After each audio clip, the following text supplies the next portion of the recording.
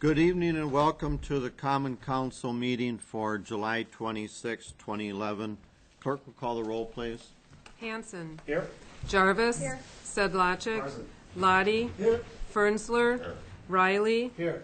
Fowler. Here. Anderson. Present. Let the record show we have a quorum. Next item is the Pledge of Allegiance. Please stand.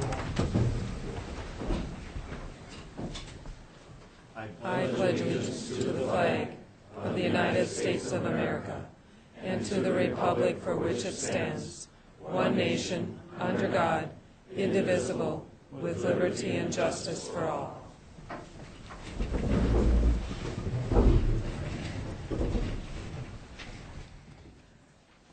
Next item on the agenda is the acceptance of the minutes of the regular meeting held July 12, 2011. The chair will entertain a motion to accept the minutes of the regular meeting held July 12, 2011. So moved, Alder Anderson. We have a first and a second. Any discussion? All in favor say aye. Aye. Opposed? Motion carried. Thank you. Next item is the audience portion. We have citizens sign in and be recognized by the chair. We give you latitude, so please respect that. And this is where you get to talk to us and we get to listen to you, and we do not debate you. So with that, the first person that signed up tonight, I'm going to kill a lot of names and I apologize in advance. Caro Crescenia.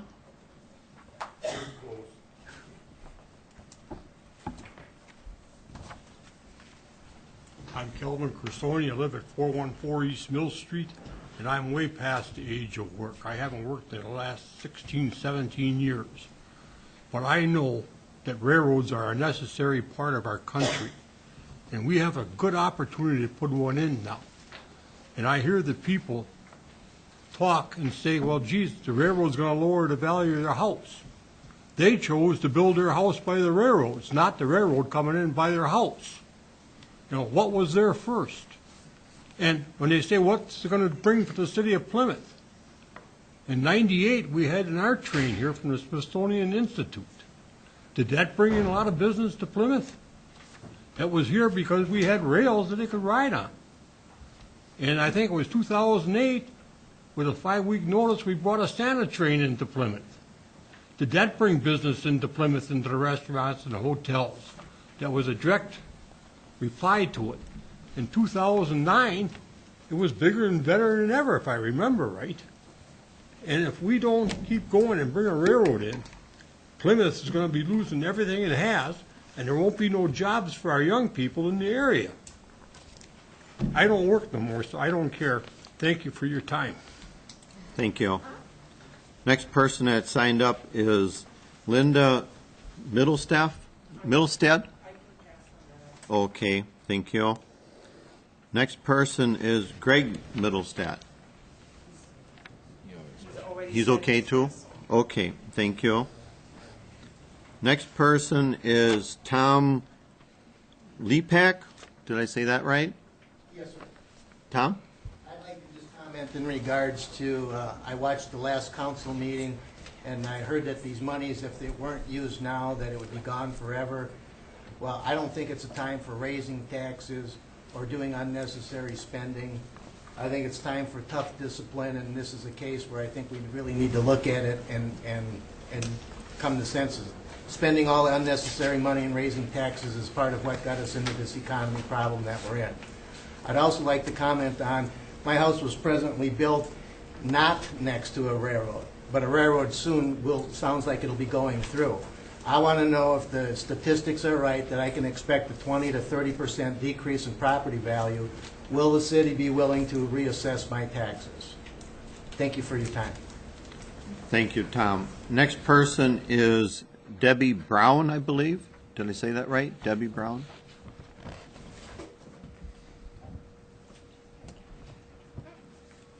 Well, good evening, Mayor Pullman and council members.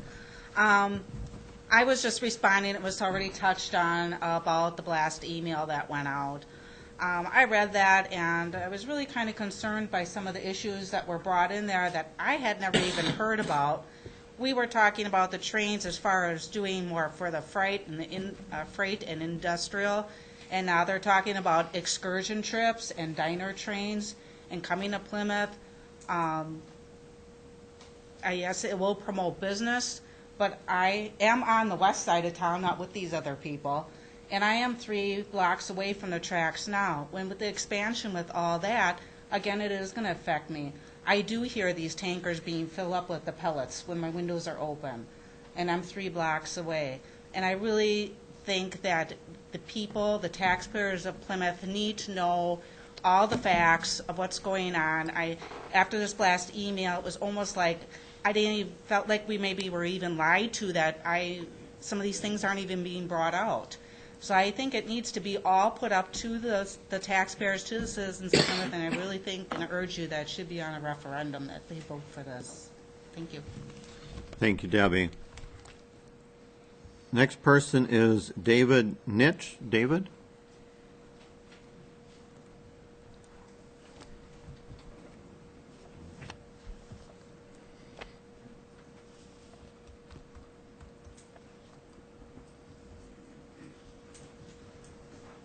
David Nitch, 239 Egan Street.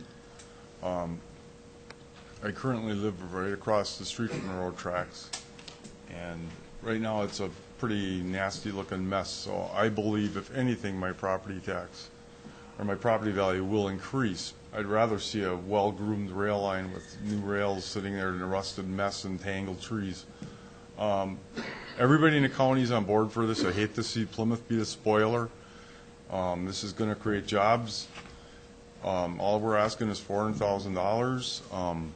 Pretty good bargain. If we have to put this rail line in later because some big industry is requiring it, it could cost $3 million or more to run that same spur out to that industrial park. Wisconsin Southern has a real estate division that will promote this park. I don't know if Plymouth has that right now. I think that would be a great free asset to promote our industrial park. I think it's a great idea to bring more jobs to the county, maybe not right now, but future jobs. We have to think about it. And this is a county thing, not just a city of Plymouth thing. Thank you. Thank you, David. Next person is Sandy Malik.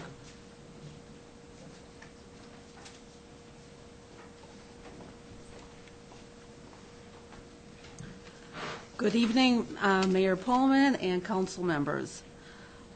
I just have several questions to ask. First of all, when a business needs to do a major expansion, you need an exact cost. Right now, we're talking about $400,000 for the railroad. Has anybody brought up tonight yet the cost of all the railroad crossings? How much are they going to cost? With all of that, that could be $1 million to $2 million. Who is going to be paying for that? So that's one of my issues. Then finding out a little bit more, because Tallgrass Lane is located fairly close to the railroad tracks, a median would probably or may need to be put in. That'll limit the way we exit and enter into Tallgrass. It'll also do the same thing for Eagle Ridge Association. And I drove past South Street near Valley Road, and they are quite close too. So would they need that type of median also? I guess with some of these questions, I just am asking, before a vote is made on some of that, I hope all of you council people and the mayor have had a chance to look at the railroad, different areas where all this is affected. So that would be like 3 railroad crossings in the city of Plymouth, whatever types of, they would need to be done. I also have a question, Highway 57. Is that railroad crossing a city crossing, a town crossing? Who is going to be paying for that? Then a discussion was made or asked about TIFs. And I just read in the Milwaukee Journal Sentinel within the last 2 weeks, the city of West Bend is in a heap of trouble with their TIF districts, 2 of them. Developments did not go as planned, and down the road, they're going to be in the whole mega dollars. So I guess before we go that route, that might be good to check out what West Bend is encountering. Then I have another thing. I was at the revolving loan committee meeting on May 31st. The person presiding at that meeting asked Mel Blunky from the Industrial Development Board, point blank, 2 questions. First of all, Mel is the first contact for people wanting to come to Plymouth for the, with the industrial development bond. They asked him, are there any current businesses in the East Industrial Park, like Sartori and Toro, showing interest? No.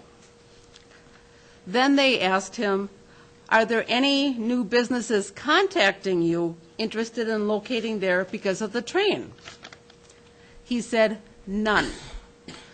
I need to believe Attorney Blunky telling this, because if he is the contact person, he would be the one needing to know this. At the last council meeting, several other businesses, like for instance, Bemis, the mayor of Sheboygan Falls, some of the people all talked in favor of this. And that's their prerogative to speak about it. But they are not the ones going to be paying the taxes on this development. We are going to be paying the taxes on the development, so I feel it needs to be the city's responsibility. We need to decide. Lastly, you're probably wondering about me. I live at Tallgrass. I'm one of the many people here tonight that live at Tallgrass. Just a little bit about us, though. We have 84 units there. I don't know if many people have driven in there or not. So right now, we have between $10 to $12 million of assessments that we pay to the city of Plymouth. That's a big chunk of money just in that little area. We take care of our own roads. We pay for our snow plowing. None of that money comes out of the city of Plymouth's budget. Schools, you're talking about schools, about more people moving to Plymouth. Well, right now, with those 84 units, we do not even have 1 student enrolled in the school. So that means of our over $10 to $12 million of school taxes, they're not even getting any benefit from that. So I guess I just wanted to make a few of my statements. Thank you for listening to me. Thank you, Sandy. The next person that signed up is David Gartman. David? I'll just make a brief statement to you in summation here. First of all, this is an effort that I feel I've been involved in this since, like I said before, it even was an issue up here back at Random Lake. The key here is it's been about 5 years. The window is closing. The state has funds set aside. You've seen the figures. The major portion of this is state monies. It'll go somewhere. The window is closing. Plymouth stepped up and took the lead, and heavy in the beginning. Take a look at your commitment sheet. The only one needs commitment is Plymouth. So what I'm saying is your role has greatly changed from the leader doing the lion's share down to a fair cooperative share with other individuals who stepped up and taken additional pledges. They need a local match. We wouldn't do this if we didn't have to do the local match. That's the key right there. The local match is a cooperative effort, and I'll leave it at that and when you make your decision. Thank you. Thank you, David. Next person that signed up is Mike Vandersteen. Mike?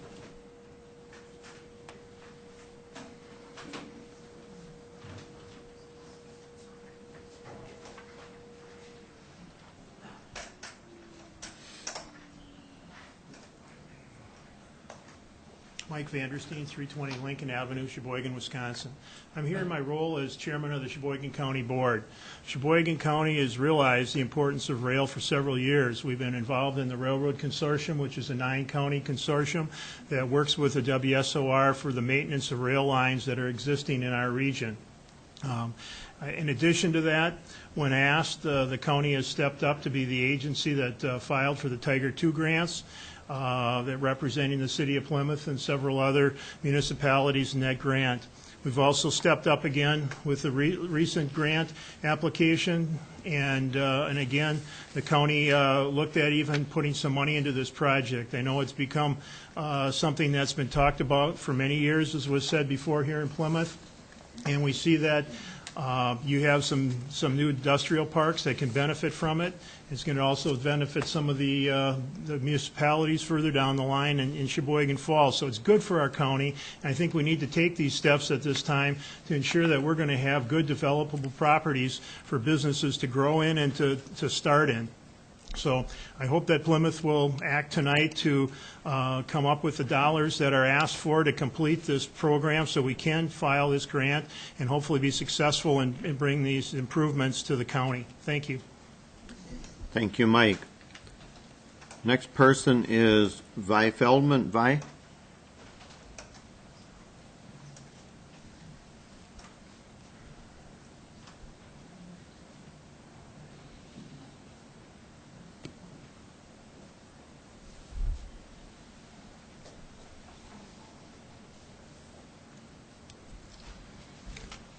Mr. Mayor, council members, County Board Chairman Mike, and all interested citizens. I'm Violet Feldman from Plymouth. I'm a taxpayer. I live one block away from the railroad. I'm one of these that when I hear that whistle blow, I go to see where it's at. I've gone up there, and it would be way down at Borden's. I feel that railroad is important to Plymouth. Believe me. I feel it is important for me to address this meeting regarding the rail line to the east. Yes, I see a need for this council to put up the $400,000. Citizens, you say, why should Plymouth put up so much money? I say, get out the plat book and you will see that this rail line runs down the middle of 200 acres of Plymouth's industrial park. We own that park. We want businesses to come to that park and build. We want to give them every opportunity to have good place to build and places to ship with. Do you know what Falls has? Just 72 acres of an industrial park along the line. Do you want to get rid of 100 acres to Falls so they have to pay more instead of you? Yeah. We have more to gain, but if they paid more, you'd still get a rail line. When the Canadian National wanted to sell off their unused spurs, the Department of Transportation did a study of many of the spurs and found the one from Plymouth to the east was a necessary line to go east. So therefore, the state purchased that right-of-way, knowing it would qualify for consideration to be added to the state system. This rail line has been here over 150 years, and now my counterparts, as we see them sit here, want to stop progress. I want to see my grandchildren, not my children anymore, my children have good jobs. I want to see my grandchildren be able to come back to Plymouth and find good paying jobs. I want to see my nieces and nephews with that same opportunity. I'm not of the young age. I'm like the rest of them out here. They aren't going to live forever. You won't, to see the outcome of this rail system. Last February, I was at Rocky Knoll for knee replacement therapy. I met a man who was a businessman from Sheboygan County. He had a business here in Plymouth. That business burned completely to the ground. In the 60s, he came before the Plymouth City Council and asked help to build a new facility for a business. You know what happened? That council, just like this council now, sat there and said, no, we don't think you can do it. That businessman moved his business to Sheboygan and now is nationwide with 5 or more companies. He brought the information in for me to see. He is the father of the boys that run that company. He said, I want you to know my heart is still in Plymouth because my kids graduated from high school there. I wanted to see my grandchildren grow up in Plymouth. But he said, Sheboygan offered us the deal, so that's where we went. Just think what our council thought was stupid years ago turned into a multi-million-dollar business. Don't let the few that have rallied against this project sway you from this project. We need to have you vote yes. We need to progress in this community. This city hasn't grown in years. It's always been the outline. And now we're just known for our cheese capital or our cheese businesses. We have no very large industries. Take a look around. Thank you, gentlemen. Thank you, and Vi. ladies. The next person that signed up is Donna Hahn. Donna?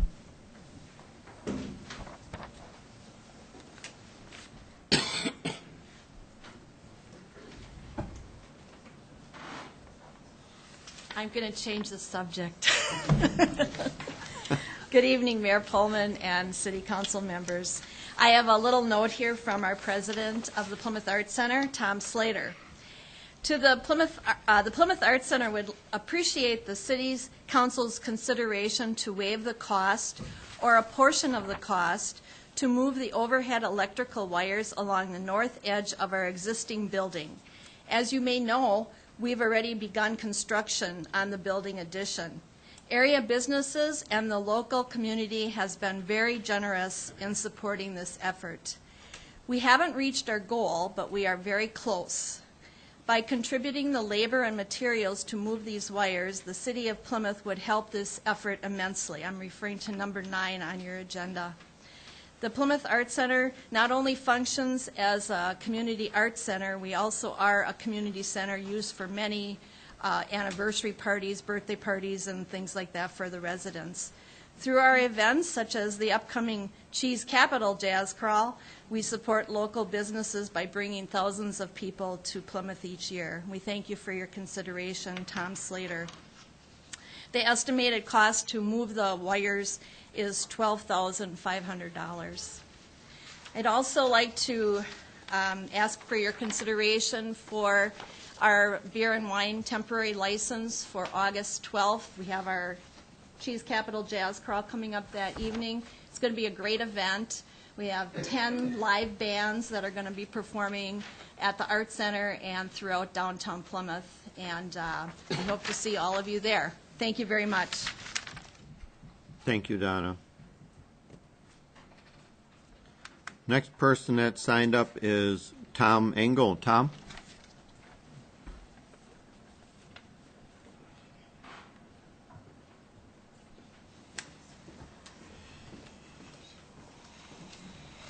Mr. Mayor and Council, ladies and gentlemen, I guess we have to say, in honor of Jackie, and of course, Patty. I spoke to you 2 weeks ago, and I won't go through any detail about that, but I made some notes of things that are issues to me.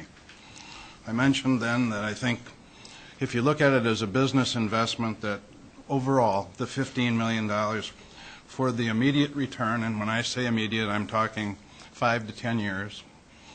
Maybe I should have introduced myself more properly. I have a master's in business administration, and I've been in the business world for 35 years prior to retiring recently. So I have some experience in dealing with business budgets and freight, internationally as well as nationally, by rail, by truck. And I've seen the evolution and the change. But back to the poor investment, I don't just say that as someone with no background. The other issue that comes up that Ms. Feldman brought up is $400,000 of the $15 million is a high percentage for one town when the basic benefit today, next 5 years, goes to Bemis and Sheboygan Falls, and most of their employees live in Sheboygan County, not in the city of Plymouth. So the county only put up 100, but we're being asked to put up a lot more. The second is people have talked about the promotion of jobs, and I'm not against jobs, I'm not against growth, and I'm not against expansion. But I think I'm a realist in what's happening in the world today. One doesn't have to watch the TV very long to realize that the economic times are difficult. We in Plymouth are very lucky to have a low unemployment rate and growth of 5 substantial companies. They are big today. They're bigger than any of the industrial companies that were here in the past. Each of those, at least the 4 biggest cheese companies, excuse me. Having a problem with my breather tonight. My notes are rough, excuse me. I also was concerned about, we as a group, we've mentioned I'm from Tallgrass, I live across from the rail line. People have said, why did we move there? Well, the city's owned that property for residential condo development and was developed with the approval of your predecessors. And we were led to believe that there was going to be no development of the railroad, is why we moved there. Most of the people that live there, 50 to 75, came here to retire because we saw it as a good community, a well-managed city with relatively low tax rates and growth. And that usually means good things. We think, and that includes not just our development, the 5 developments on the south side of the tracks in the last 15 or 20 years are in the same position. They will devalue, whether it's in the next 2 years or whether it's 10 years. The statistics hold true. When there's active railroad traffic, the values will go down. That's tax rate value to the city. So it will cost the city money. It's not a cost to ignore.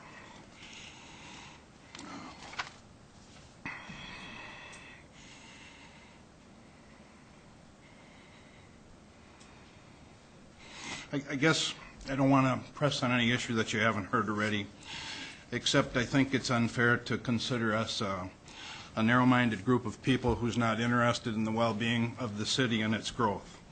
I think because of the economic times now, that the investment the state is making, the city is making, if they should do this, is going to wait for a long time for a return on investment. And I think it would be a difficult decision, but a more far-reaching decision with good sense to wait to invest in a railroad for Plymouth. Thank you. Thank you, Tom. The next person is Rick Iverson. Rick?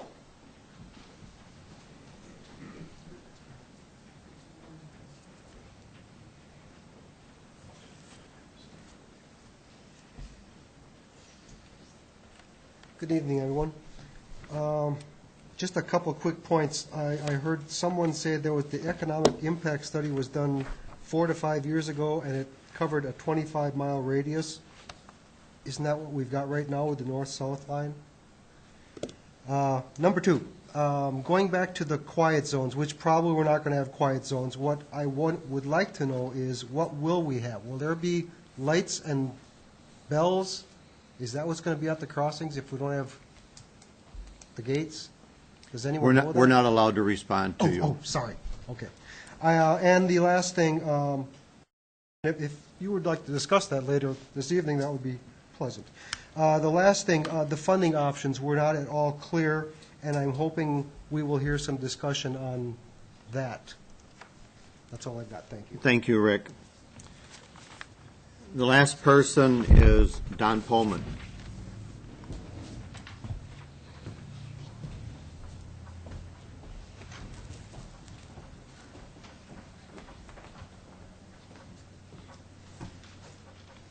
Good evening, City of Plymouth Council members. You have been elected to have vision for our community.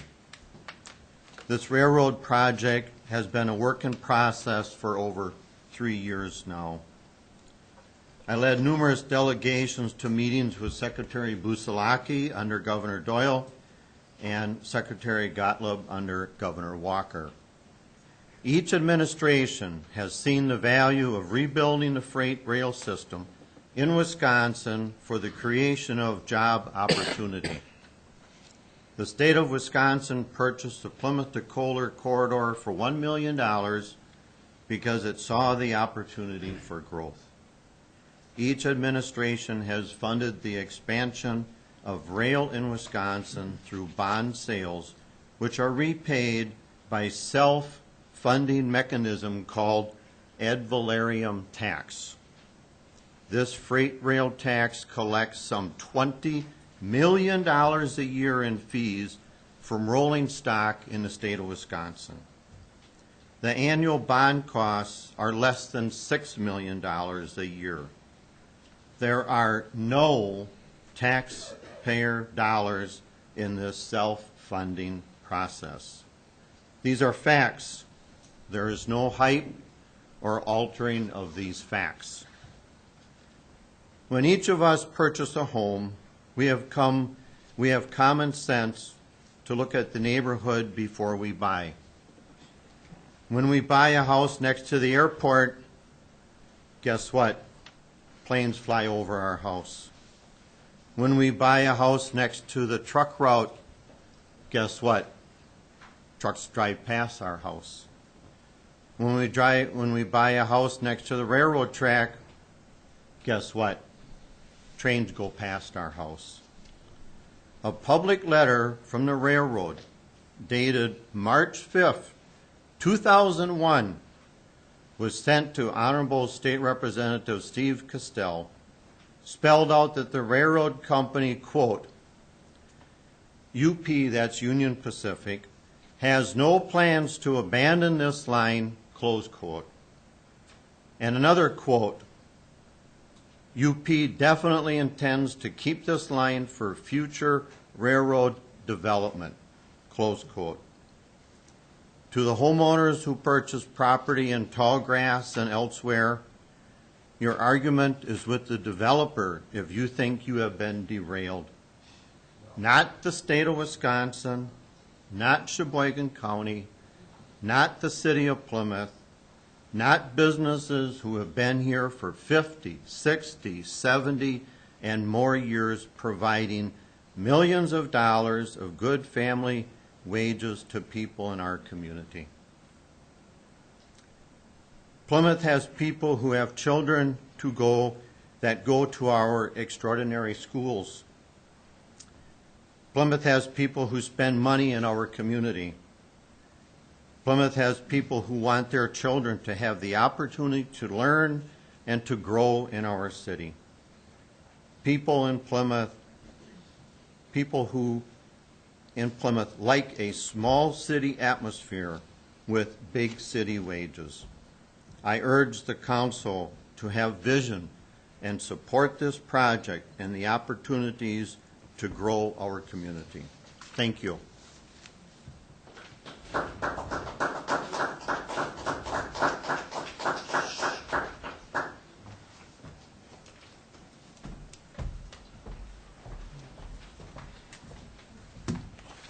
The next item on the agenda this evening is item 5, resolutions. A resolution for borrowing $191,625 from Community Bank for the capital outlay projects designated in the 2011 budget. This is, resolution number 19. I'll stipulate that this is on file in the clerk's office and on the city website, and I'll ask Director Yurgis to start the discussion, and then the chair will entertain a motion. That resolution is number 19 of 2011. You have that in front of you. That is a loan with Community Bank and Trust. Principal, $191,625 at 1.83% for a one-year period with interest due of $3,565.18, which totals the $195.18 for the 2012 principal interest payment. It would be a one-year note, again at 1.83%. We submitted proposals out to the local banks. We received this one proposal back. We also know that the state trust fund loan is at 3.25% for 0 to 5 years compared to the 1.83%. In both instances, there are no fees. This is for the 2011 capital projects and the capital borrowing, which we approved as part of the adoption of the 2011 budget. At this time, I would request a motion and a second to accept the resolution and to move forward with the 2011 capital borrowing. Clerk Huber, did you have anything to add to that at all? I do not. Thank you. The chair will entertain a motion to approve Resolution 19 as indicated. So moved, Alder Anderson. Second, Alderman Riley. We have a first and a second to approve Resolution 19 in the amount of $191,625. Any discussion? Alderman Fowler, I'm Since I sorry. wasn't here when the budget was adopted, what is the capital improvements? It's related to funding our final capital project budget, which includes streets as well as the end loader which we purchased. Are the streets Clifford Street, Cirque Road, Black Street, Grove, Hilltop, Kim Court? Bill? Yeah. Yes.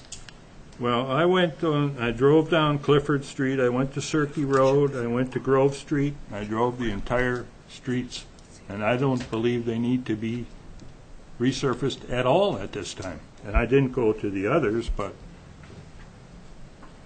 Bill, would you want to address that, please? And I did get your email about Clifford Street.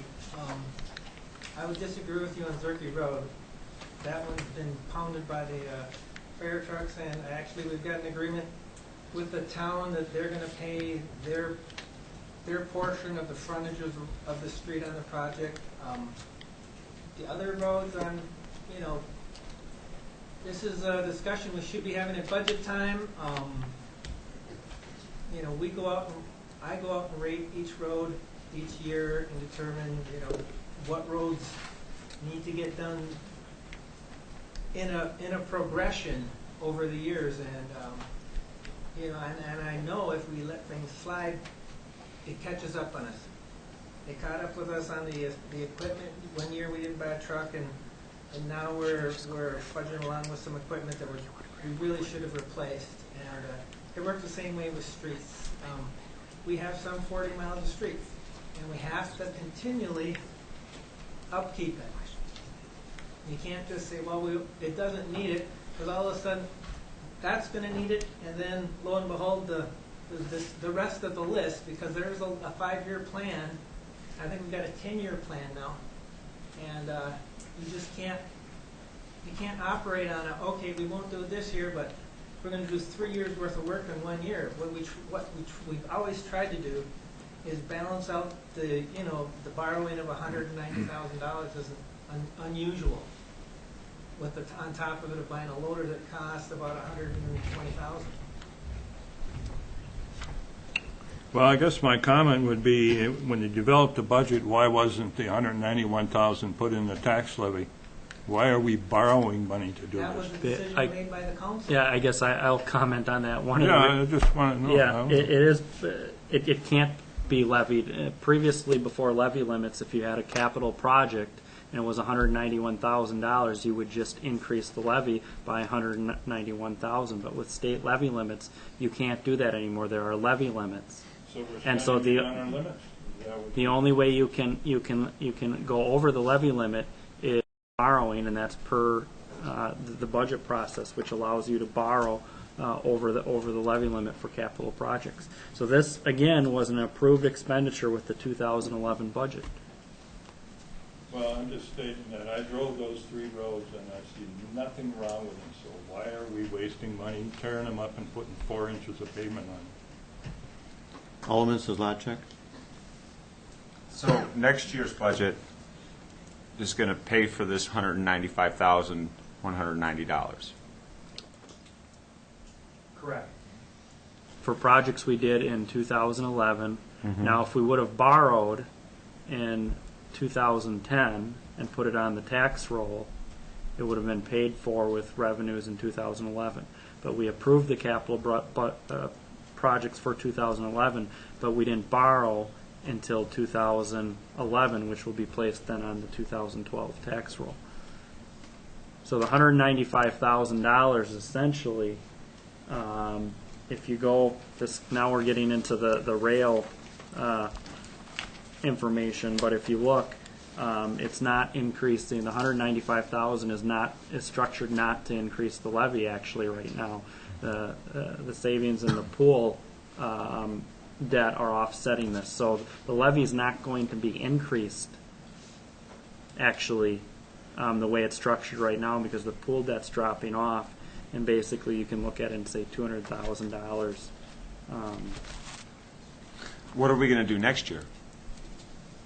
For 2013? Borrow again? Well, we're going to do $170,000 of roads next year. Well, is that right? that has to be determined through the budget process, what capital projects we approve. Again, general obligation debt, or finance it through the general fund budget with cash resources. So those are the 2 resources we have to fund capital projects such as streets. Any other comments? Clerk Haverty. I can say the process of, when we went through the budget process, you end up being X amount of dollars over budget, and the council went through the process of saying, we need to keep this in, we need to cut this, and you did make several cuts to the budget and decide which projects you needed to keep in, and it was the consensus of the council that decides, well, we still need to keep these 2 projects in, the streets and the street machinery, but we will borrow for them. And that is that was decided when you pass the budget, you do decide on that. You can say, yes, we have to find somewhere in our budget to cut $191,000. That was a task that you had already made many cuts and couldn't find the area to do that when that budget was passed. So next year, maybe you'll say, well, we don't want to borrow any of that money. That's up to this council to make that decision. So why don't we defer these street repairs and reduce the levy by $191,000? They're already in the budget. It doesn't do it. But they're being correct? paid It's in next last year. year's budget. You would decrease next year's budget. Yes. Well, if you decrease, The purchases. first of all, the purchases have already been made. It's part of the budget. That we already have. The end loader's been purchased. The street projects we already have approved and working with the county on doing those projects. So I thought the we're county couldn't doing do any those more projects. paving. That's in the future. In the future, moving forward in the future. So the work is already being done, first of all. I mean, we approved it with the 2011 budget. The work, the purchase orders have been sent, the projects are moving forward. So, I mean, that can't be really undone at this point. The $195,000, you could reduce the levy next year, but then with the levy limit calculation, when you want that $195,000 in the next year, you can't levy it. It's gone. Once you decrease the levy, that $195,000, it's gone forever. You can't increase the levy because we're basically filling the gap with the pre-2005 debt. Well, yeah, I would agree with you there but suppose next year then we leave the levy alone, and now we got the $149,000 in the general fund to pay for these future street improvements that come up next year. The council I mean, can I don't choose not run to my borrow. household like that. I'd be flat broke. The council can choose not to borrow for any capital outlay, and then you budget without borrowing. I'm not understanding. No, I mean, we're borrowing to do something that should come out of the levy. We're not increasing the levy in 2012 with the 195, because actually it's being calculated. Basically, the aquatic center debt service goes away. I understand that, right? I think it's important to note that we borrow for long-term assets, 20, 30 years, which roads are. Am I correct in that? And this loader, or whatever it's called, that's also a long-term asset. I believe it was 16 years or 19. We kept the old one. So 18 years. So these are long-term assets. We don't borrow. We don't borrow for. We don't borrow for a pickup. But the roads are fine. I didn't look at the other ones. I will though in the next day or two. We use a rating system, and that process is what Bill goes through to rate the roads, and part of that maintenance is there as well. Alderman Lottie. Yeah, I would look at.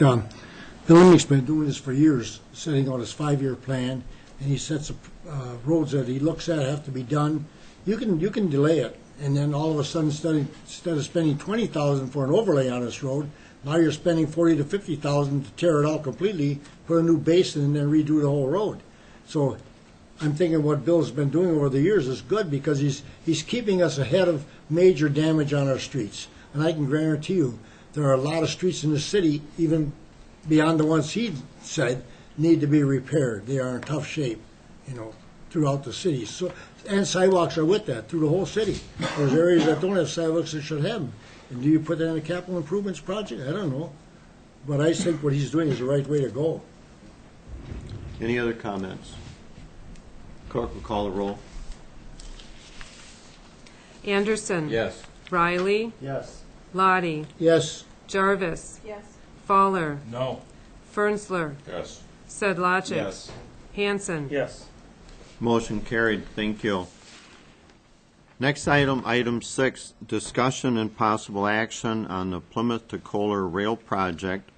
I would like to, first of all, welcome Mike Bauer this evening. You haven't had a chance to talk yet. We'll give you that chance very quickly here. And I will ask Director Jurgis to give us a summary of where we're at, and then Mike will, as acting city attorney, will explain to us what motion is on the floor at the present time. So with that, Director Jurgis, you can start us off. Again, I go back to the memo and attachments that I provided at the Committee of the Whole meeting.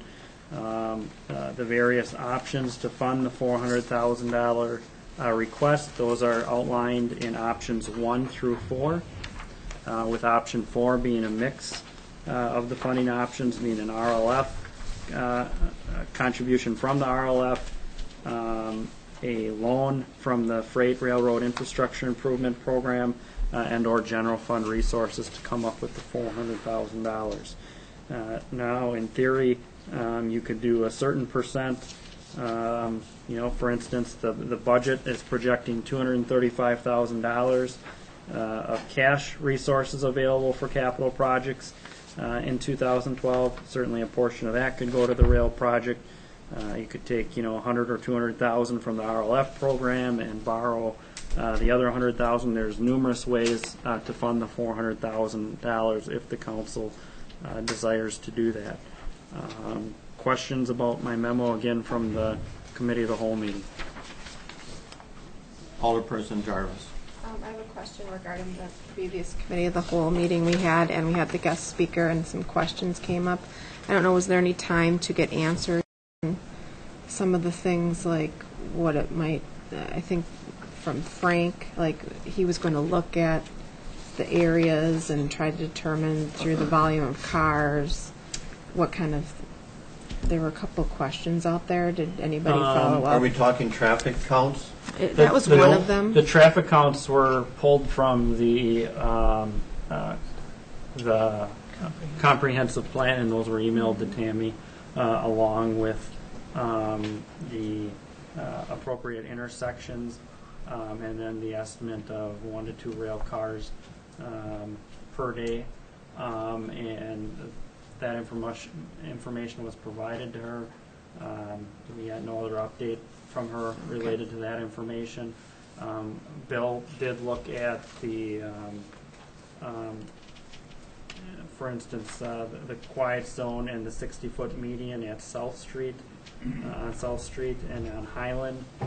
In the case of South Street with a 60-foot median, it appears that that would not fit, and there could, at this point it appears that a quiet zone probably would not qualify for South Street based on the median. Same thing with Highland. It could fit, but it's roughly 88 feet, and the 60-foot median could fit, but there have been cases where it's been 100 feet required. So at this time, it's not certain whether the infrastructure could even fit in that area to make it a quiet zone. And also, again, you'd have to apply to the federal government and go through that process, and they would maybe approve it, they maybe wouldn't. The other thing is, in the future, you can also lose quiet zone designation. So if the city implemented it today, in 5 years, statistics and data could change, and they could say, well, this no longer qualifies for a quiet zone. So that's the information we have. Certainly, it's my opinion that I would not spend the money on the quiet zones at this time.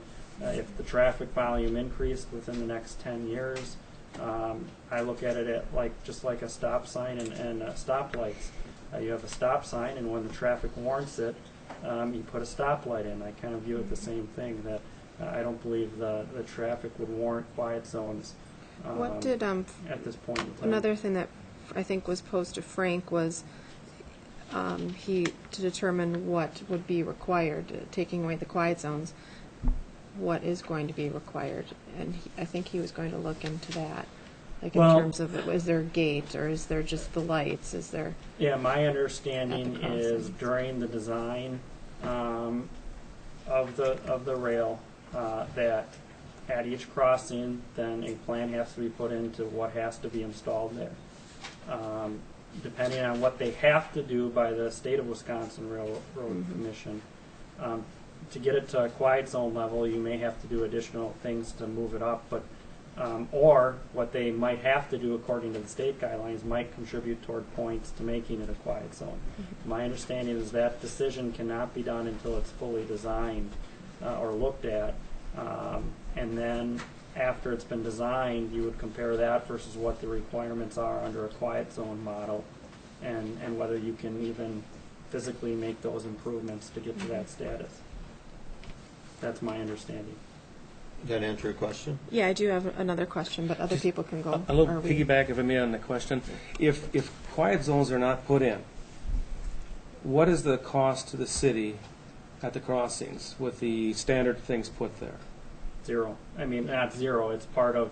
It's part of the project. It's part of the $15 million commitment, or whatever project. It is. But there wouldn't be an additional cost for Highland or for South Street or Pleasantville. Correct. Just to piggyback a clarification on that, Alderman Hanson. If the state indicates that you put the cross buckles and the ding dong in, the red light, okay, that's what the project pays for. Right. If you want to upgrade it to anything you want, you pay for it. Correct. Is that the way we should say that? Ken, am I saying that in proper railroad terminology? Correct. Okay. And just to piggyback on that particular question, thank you. What about ongoing maintenance on an annual basis for the upkeep of those crossings and things? Ken, why don't you answer The Alderperson Jarvis is asking annual maintenance on crossings or on the rail itself? Well, the rail itself. Okay, all of the above.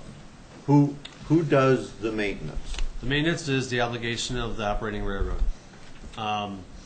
We do all the surface work. We maintain the signalization if there's flashing gates or if there's flashing lights at the crossing. We also maintain the surface going out a point from 4 feet from the nearest rail. So on either side of the rail, we go out 4 feet and we maintain the middle as well, whether it's timber or concrete or asphalt. Anything outside 4 feet of the rails on either side of the crossing would be the obligation of the community, which what we call the approaches. In other words, if it's in the city limits, it's city. If it's town, it's town. If it's a county road, it's county. Yes, absolutely. Okay. And I understand that's about 10,000 a year that communities typically budget for Well, we don't their, have to budget anything. Well, outside Railroad of pays the that. approach, he just said that outside of the 4 feet is city obligation, like the approaches or something. I This don't. is during construction. During construction and just general maintenance. Usually railroad crossings on our rail system, I can speak from our experience, do not need to be rebuilt until 10, 15 years down the road. So once those crossings are rebuilt by the railroad, anything outside 4 feet would be the responsibility of the local roadway maintainer if those approaches need to be retrofitted for the new crossing. Do They you have may an not need to be retrofitted. Do you have an idea of what communities budget on an annual basis for those kind of costs? I don't. Bill, can you answer on the existing north-south line intersections outside of this 4-foot area that Ken is talking about? Have we had any number of, can you throw something at the wall and see if it sticks? Well, I mean, do we budget 10,000 or some number for railroad crossings? a few years ago, Reed Street was getting really bad, so we kind of went in and kind of cleaned up that whole area. And that's, I don't know how many tracks were going across there. And again, probably, I think we got an email just the other day that it's getting bad again, so, and I believe it. They're a challenge to keep nice and smooth, but on the same token, it slows cars down and makes them aware that there's a rail there. The signals themselves are the railroads. I believe what you're thinking is if we went with a quiet zone, and those are a much more sophisticated operation than just the signals, and that's where the annual maintenance, I believe, that's where I saw someplace on the internet today that could be anywhere from $4,000 to $10,000 per year per intersection. I don't know if that number is right, but there is an annual cost attached to those because that would be the community's responsibility to maintain or not. The crossing itself, whether it's standard crossing technology or quiet zone, is the obligation of the railroad. Oh, okay. Well, then, this was a Union Pacific Railroad line, so, and I did note that in something I sent out. I said, it may be. I just assumed it would be the same, but if Wisconsin Central would take them over, that would be a good benefit. Right. Thank you. Alderman Fowler? Well, regarding the quiet zones, I got several emails where people were concerned about safety for children and stuff like that. There are about 3,000 cars that come down that flow on Highland Avenue every day, I believe. Traffic count. The cars are going 25 to 30 miles an hour, probably faster. We could verify that with the police here. And they don't blow their horns, they don't flash their lights, and according to one of the letters that was just written in last review, they don't stop either for the kids where the crossing things are. So, and the train is going to come through once or twice a day at 5 miles an hour. It's going to blow its horn, there's going to be flashing red lights, and a ding-dong thing on the signal.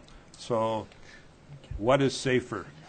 And the quiet zones, according to FRA, are 66% more subject to accidents than just the flashing lights.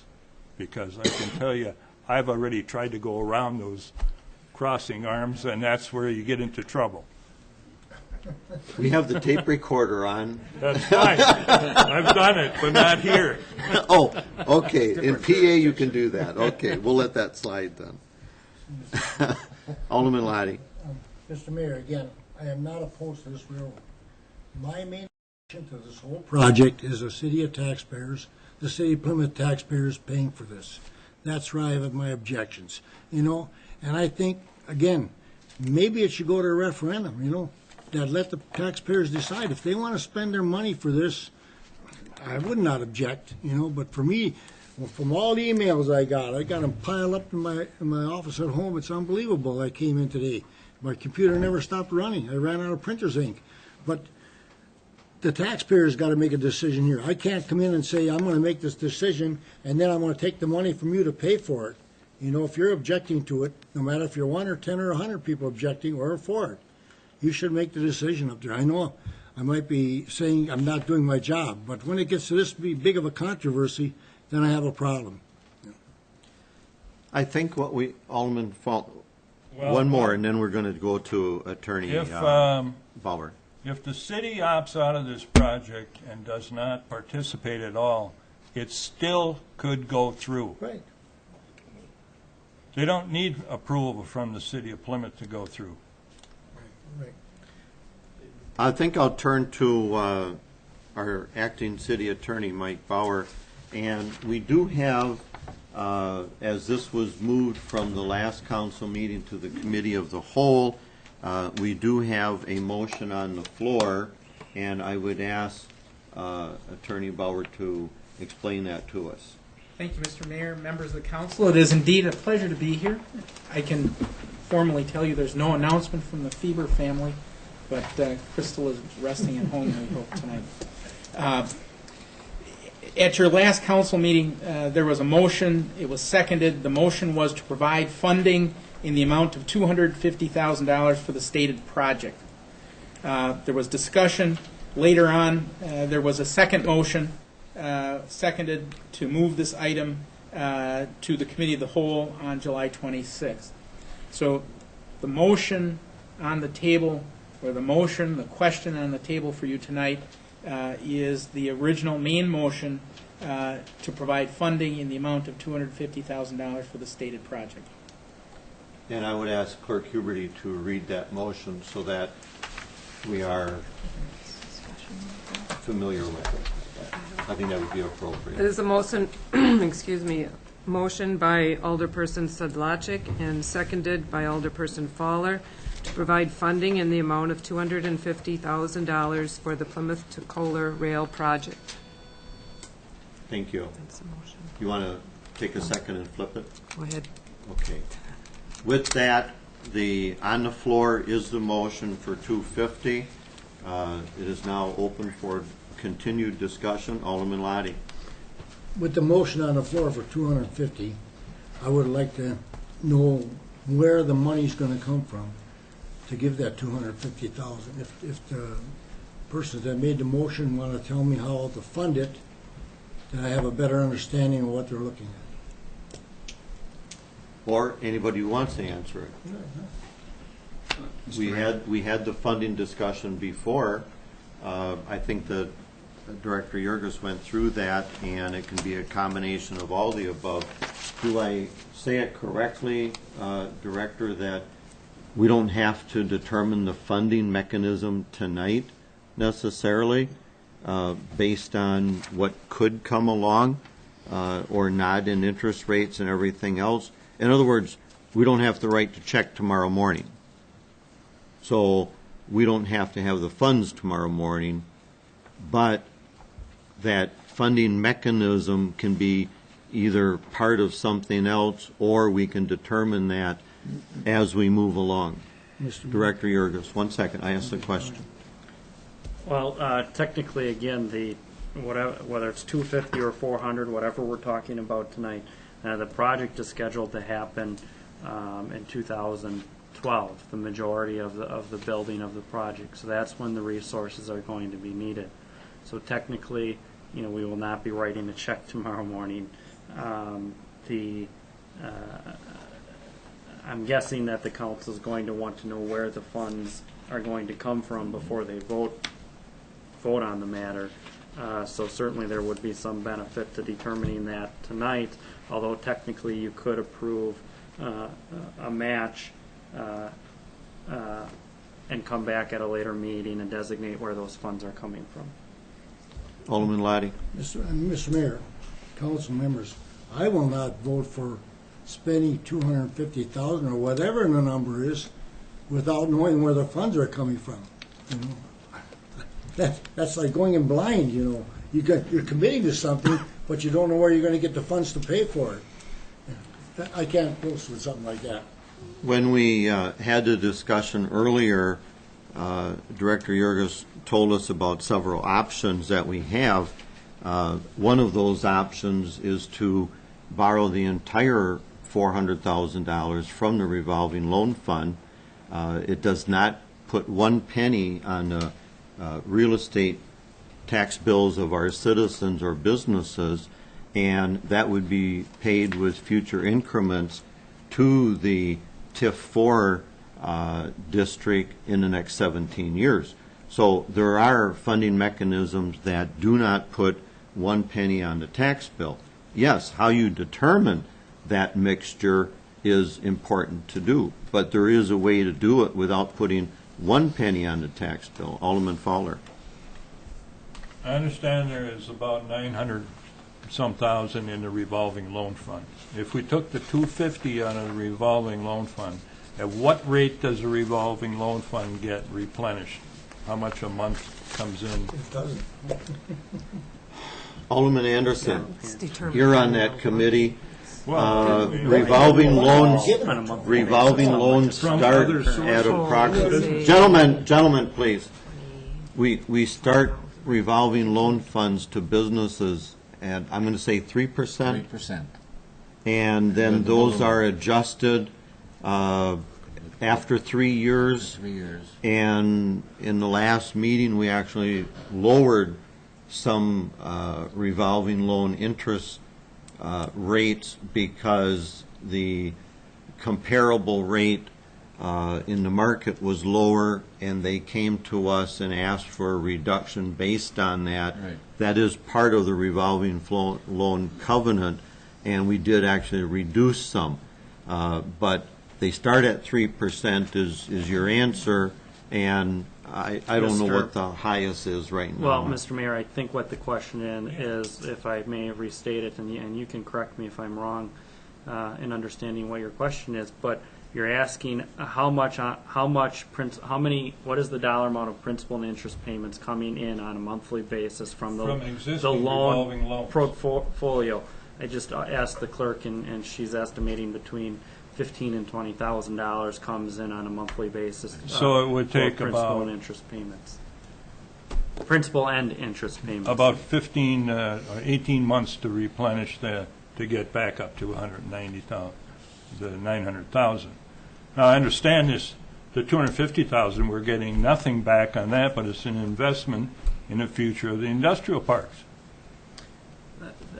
That depends on how you structure it. The revolving loan fund could make a direct grant to the project, or it could basically make a forgivable loan or grant where it loans it to the TIF, and it essentially becomes a grant if the TIF can't pay it back. If the TIF can pay it back, well, then it does with interest.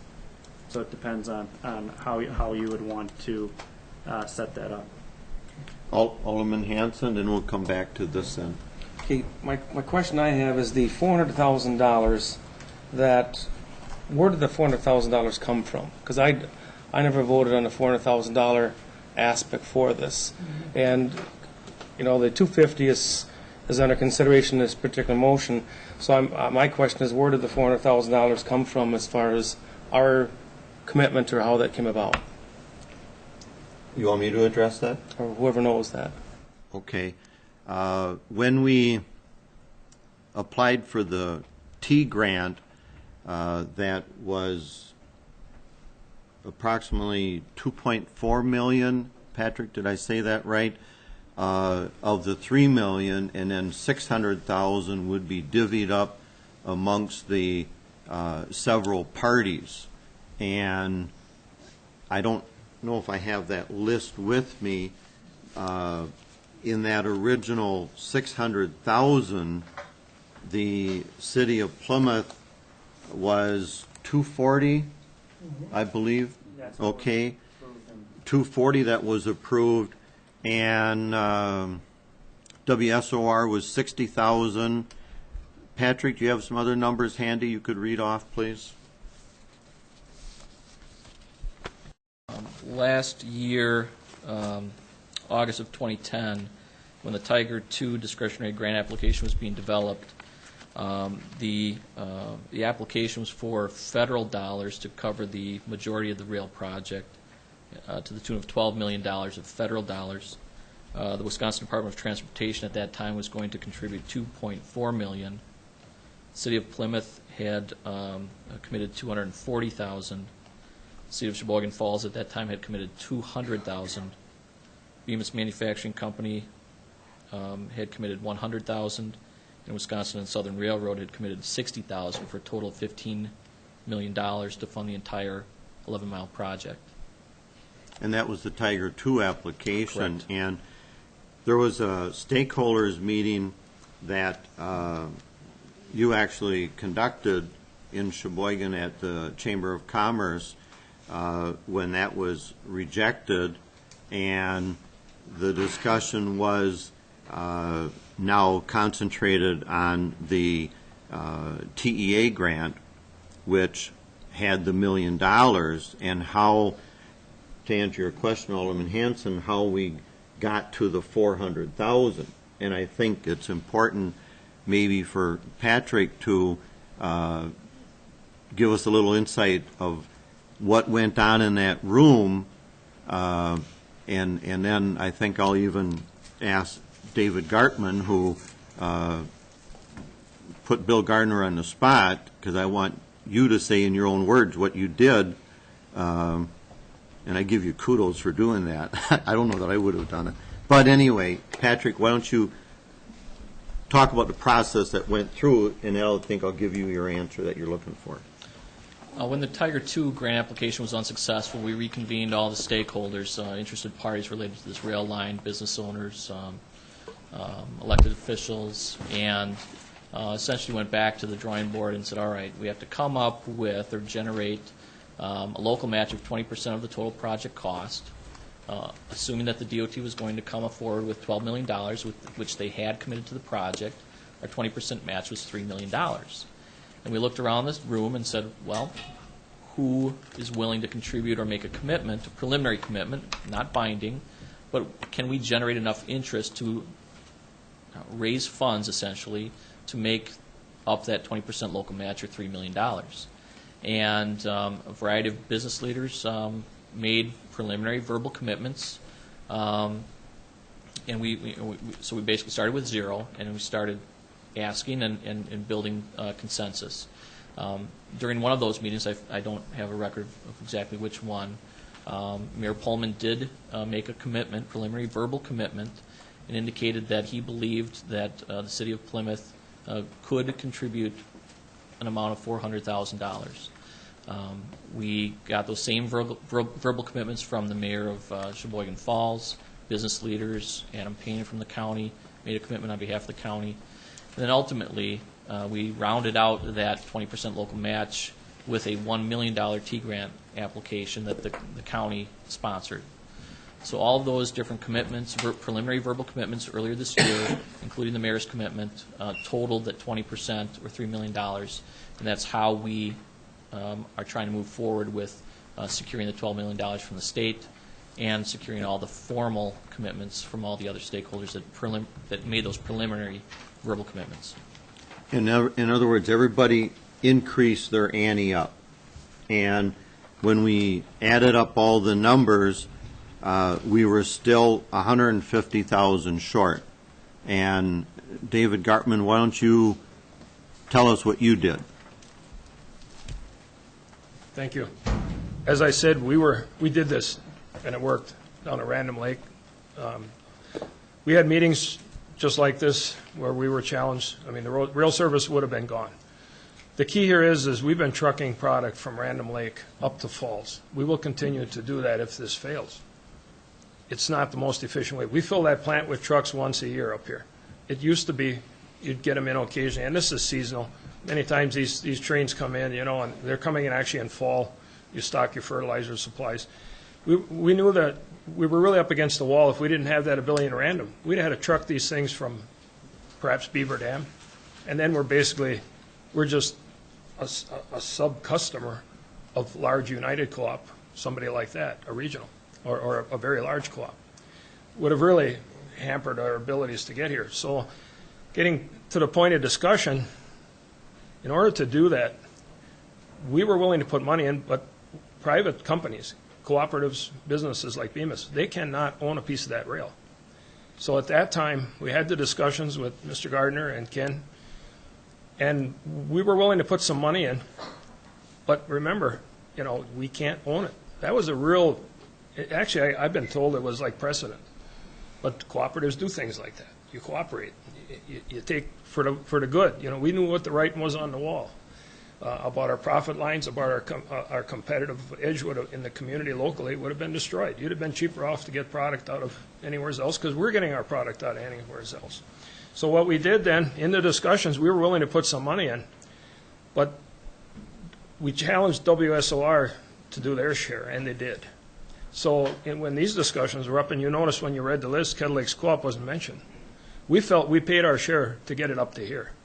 Our board, our management, everybody was in lockstep saying, we did our share. This was a farm problem. This was mostly Adel and Kettle Lakes' problem. Companies, they didn't join in. You didn't hear the chamber come down. We had testimony here in Plymouth. I believe Mr. Representative Petrie had hearings here, thank goodness, because we'd had to go to Washington otherwise. So what we did is we took that initiative, and we knew it worked. And when I went to this meeting, Kettle Lakes Co-op's position was, we're not going to do anymore. When we heard that this federal program failed, and now we have to come up with this other one, and everybody has to up the ante. Kettle Lakes Co-op, I went back to the board, and we have a firm commitment of $100,000. We will never see that $100,000 again as cash coming back for that rail. But in operations, savings, we're going to recoup that. And that's what all of these, I'm sure Bemis is the same thing. There's no one going to get your money back on this. It's a permanent, you're putting money out there and you're going to take the return. And I understand how difficult that is. We went through the same struggles. We weren't on board with it. At that meeting, what we had here in Plymouth, when these antes were coming up and they were challenging privates in the city of Falls and Plymouth, and I right away challenged WSOR. I've been there before, up there ante. And I apologize, I didn't remember the figure. Yours went from 700. And you bumped your ante up. So, and we brought monies in. Bemis, I believe, bumped theirs up. So that's how we got here, and that's where the bumping is coming from, if that helps explain it. Exactly. And we've done this. It's worked. I feel it's worked. It's not the first time. We're just redoing what we did to the south of here. So if you got any other questions. In other words, in the Tiger 2, Kettle Lakes was 0, and they bumped it up to 100. Bemis was at, put it away a second, 100. Yeah, 100, and they went to 2. Falls, City of Falls was 2, and they went to 250. WSOR was 60, and they went to 700. And I think we did the math, and we were short. So the answer was everybody stepped in, everybody upped the ante, and that's how we got to 400. So yes, that was my statement. Mr. Mayor, you need that local share. That has to come from local, or all that state matching monies are out of the picture. So that's why this whole happened. So the short answer is that you at the meeting That's how we committed got that. there. Okay, that was In that discussion, that's how we got there, yes. Where are we? Alderman Anderson. Director Jurgis. Yeah. We could possibly, for the 250 that's on the floor in motion, take 100,000 out of the revolving loan and another 150 out of the TID. Would that work? No. What would work is to take 250 from the RLF and charge the whole 250, say that it's a TID expense. Okay. And so all of it comes from the RLF, and if the TIF can pay it back, it will pay back the RLF over time. Right. Okay, I understand, yeah. Alderman Fowler. Well, I sent an email to Frank Huntington at Wisconsin Department of Transportation, and I asked him where the $15 million figure came from, and I also asked him who would be responsible for any cost overrun. I can read his response here. The $15 million estimate is a rough estimate developed by WSOR. The project has not been engineered and has not been let to bids, so we do not have any firm numbers to back up this estimate. As a comparison, generally when we rehabilitate the rail line, we replace 1/3 to 2/3 of the ties, install new ballast, and replace the rail with 115-pound welded rail. Our experience has been that this costs about $600,000 to $700,000 a mile. This line will be totally reconstructed, so we expect it to cost more. The line is about 12 miles long. 15 million divided by 12 miles is 1,250,000 a mile. That would seem to be a reasonable estimate. Once the project starts to move ahead, an engineering study would be done, which will include a better cost estimate. We won't know the actual cost until bids are awarded. Now, regarding the overrun, WSR as the applicant would be responsible for any cost overrun. If the project costs more than is in the budget, WSR has several options: to fund the overrun with their own funds, to redesign the project to fit within the budget, to reduce the scope of the project to fit within the budget, to request additional funds from WSDOT and other contributors. But that doesn't mean we have to add additional funds if there is a cost overrun. Any other comments? Alderperson Jarvis. I think that we should be able to speak to our constituents as to why we are going to vote the way we are going to vote. And from my perspective, we are a train. I come from a train appreciation family. We have a train room. We have lots of trains. We're members of the National Railroad Museum.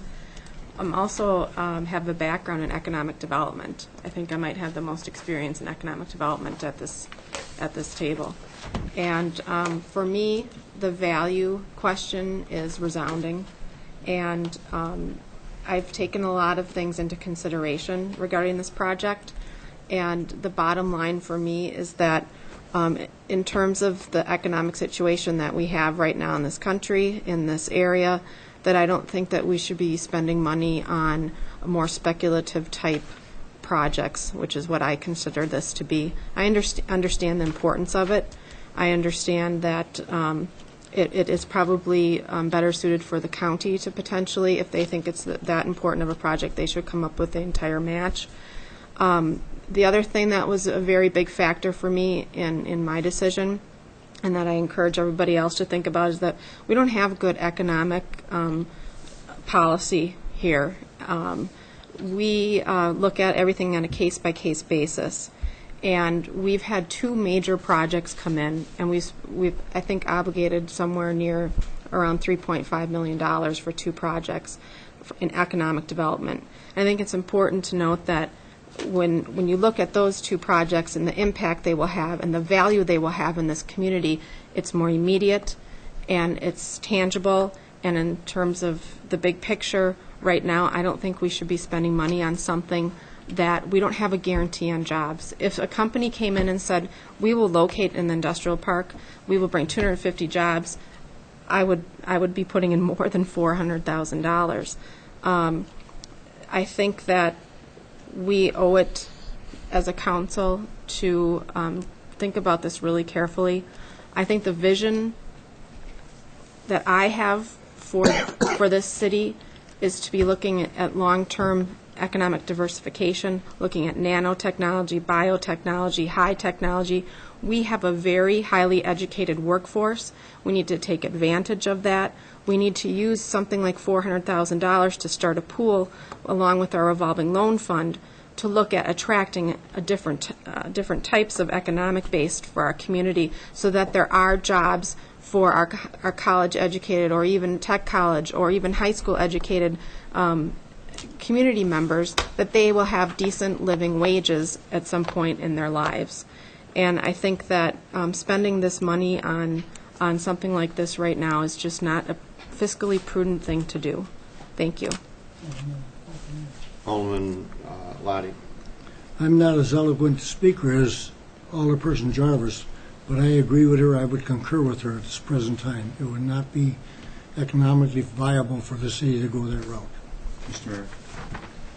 Alderman Szlachek. I'm going to have to disagree, and it's a hard thing to do because we don't have businesses saying, if you build it, we'll come in and do all those things. But we have had businesses not come because we don't have it. And the main thing for me is that we have this $12 million. Without the $12 million, if we don't go with this now, then it's going to cost $15 million, and it's going to be all local.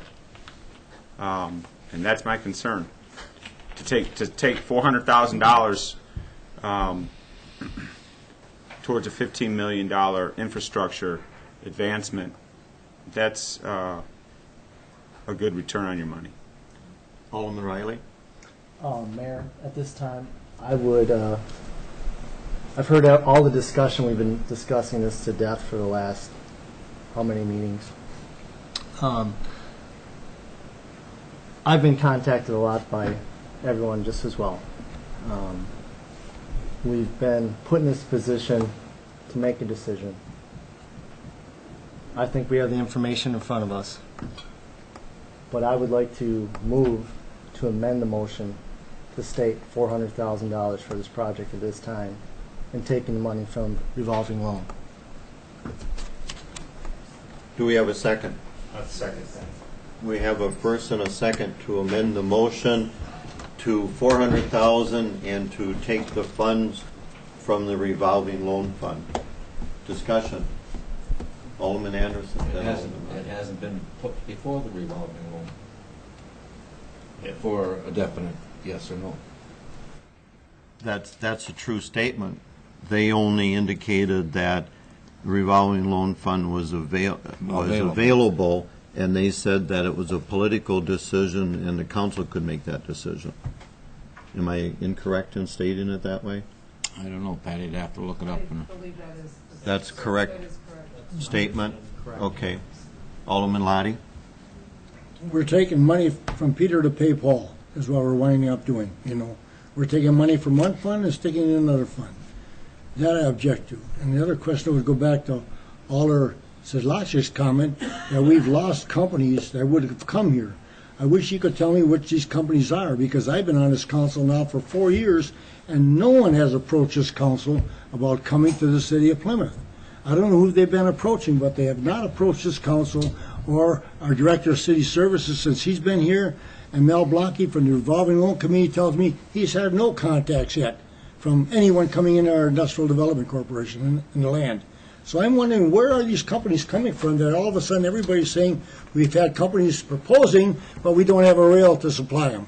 So that's my question to Alderman Jarvis. Alderman Szlachek, if you tell me who these companies are that would have came here, I would appreciate that. And I, Mr. Mayor? Please, sir. I do not have the names of those. And these are things that I've heard from Mayor Pullman and from Jerry Thompson. I think you can read the paper, and from was written in the paper, Right, Alderman and Lottie. That never came to the city either. No, because talking with the company and Mel Blanke and myself in Mel Blanke's office, we couldn't guarantee them that this council would pass it 2 years from the date we had that conversation. We knew we couldn't get this through. That 2 years ended April of 2011. We could not guarantee that to Fromm. Well, you could have brought that to the council. You made a decision for the whole council then that you couldn't guarantee it. No, You didn't know what the council decision was you're going to not be. listening to yourself, Alderman Lottie. We couldn't guarantee it to Fromm because we couldn't build the railroad. This railroad had to be built. We had to guarantee the rail. We could not guarantee the rail. The fact that it didn't come to the council, can you guarantee the rail to Fromm? No. No. But they didn't even approach us to even ask us about it. It didn't come to you because we couldn't guarantee it. If there was the slightest chance that we could have guaranteed it, we would have done that. That was 2 years ago in May of '09 that we had to guarantee it. Just go back in the history book of where we were in 2009. We were 2 years behind where we are now. They had to have an answer in May of 2009. We could not guarantee it. And that's why it never came to you. And that's what was written in the paper. That we lost them because we couldn't guarantee it. They wanted that guarantee. I'm going to use the parliamentary procedure. It's called the orders of the day. What that means is we need to get back to the discussion on the amendment. We've gone off from the subject of raising it from 250 to 400 Thank you. and funding it from a revolving loan. That's what we need to discuss at this time, not the other issues. So the motion for discussion is 400,000. Any other discussion? Alderman Hanson. I'm going to have a difficult time supporting the 400,000 aspect of it, so I'll be voting no on that part. Any other comments? Clerk will call the roll. Fernsler. Yes. Riley. Yes. Fowler. Yes. Anderson. No. Hanson. No. Jarvis. No. Sedlacek. Yes. Lottie. No.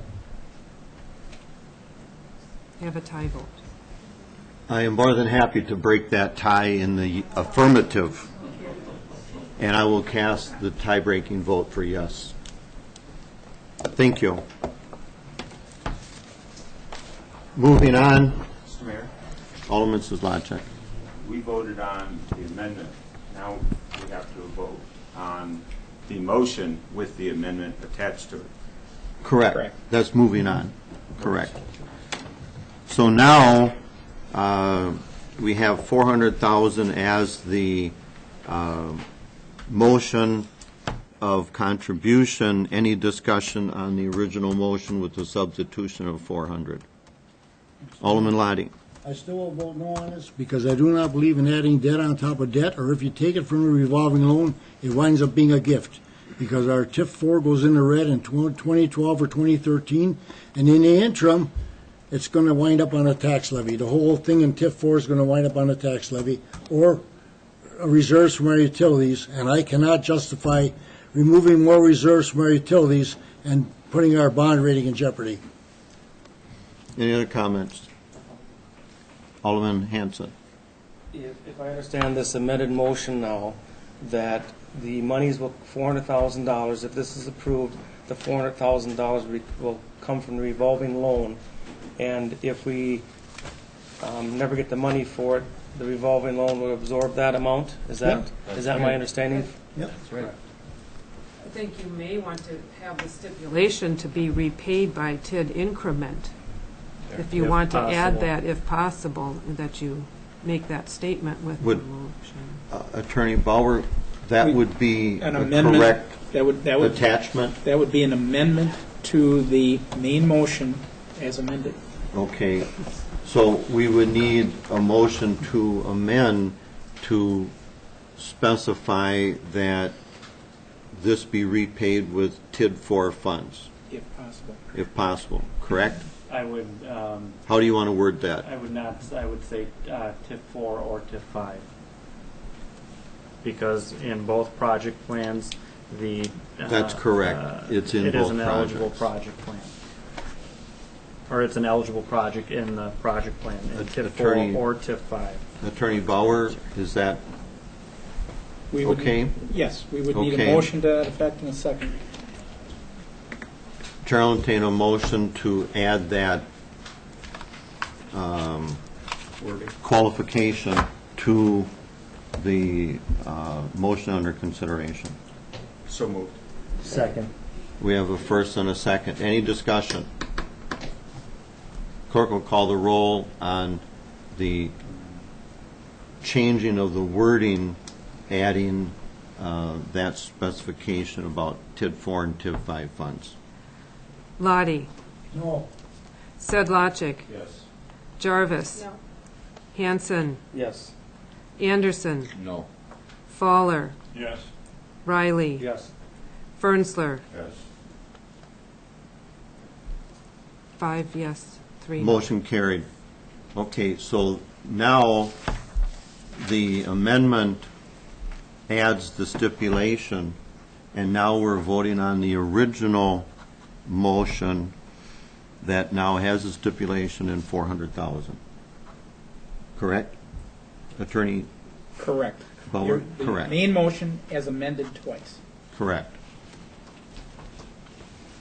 Discussion. Alderman Hanson. If this motion passes, we have to have a way for the money to be repaid. And that was my reasoning for voting in favor of the amendment to it, so we know if it does pass where it's going. Any other discussion? Clerk will call the roll. Fernsler. Yes. Riley. Yes. Fowler. Yes. Anderson. No. Hanson. No. Jarvis. No. Sedlacek. Yes. Lottie. No.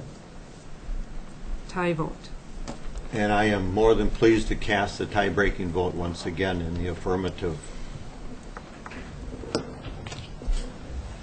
Thank you very much. Good discussion, good topic. Moving on, item 7, award contract for sanitary sewer relay and easements, South Street to Appleton Street as work, excuse me, let's continue on, please. As work under TIF District Number 5 to DeGroat Construction Incorporated, Green Bay, Wisconsin, in the amount of $211,326.26. John McKinnon, I'll ask you to just give us a brief summary, and then the chair will entertain a motion.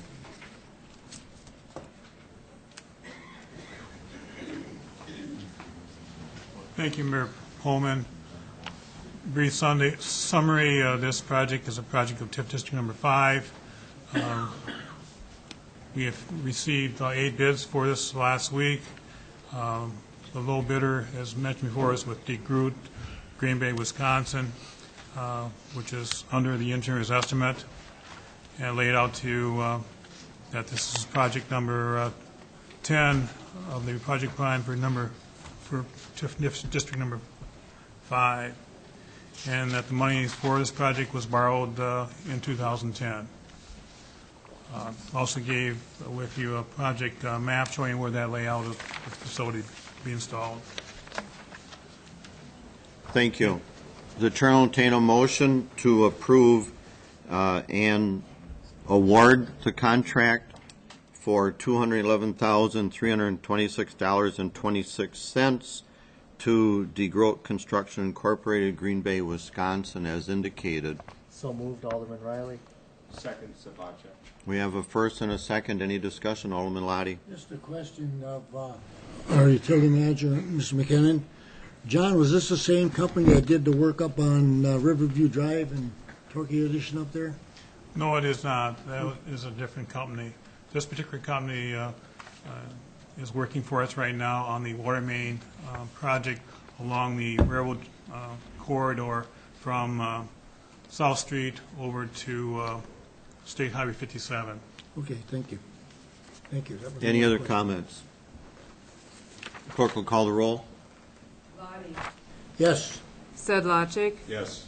Jarvis. Hanson. Yes. Anderson. Yes. Fowler. Yes. Riley. Yes. Fernsler. Yes. Motion carried. Thank you. Item 8, award contract for water main extension in Country Air Road, County Trunk C and County Trunk Z as work under TID District Number 6 to DeGroat Construction Incorporated, Green Bay, Wisconsin, in the amount of $1,016,162.59. Again, John, could you give us a brief summary on that, and then I'll entertain a motion. Sure. Once again, the low bidder in this project is DeGroot, Green Bay, Wisconsin.